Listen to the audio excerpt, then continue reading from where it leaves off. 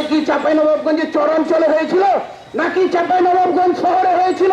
Police super, আপনার কাছে জানতে চাই আপনি কি করছেন এতদিন থেকে?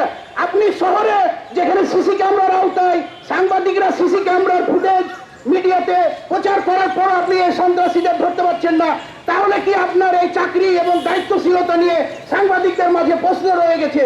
আপনি কি করেন? আপনার ওসি সাহেব কি করে? নাকি আপনারা রাতে খালি টাকার জন্য বসে থাকেন যে কোথা থেকে টাকা আসবে? আপনি ফাজল হয়েছেন। আপনাকে চাঁপাইনবাবগঞ্জ থেকে বিতাড়িত করবে এই সাংবাদিক সমাজ। আপনি শীঘ্র এর ব্যবস্থা গ্রহণ করেন।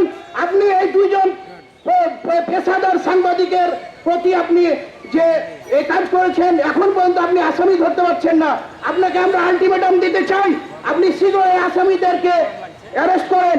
আপনি তো অ্যারেস্ট করা তো দূরের কথা, আপনি তো নেপথ্য উদ্ধার করতে পারলেন না যে কেন এই দুজন সাংবাদিককে মারা হলো।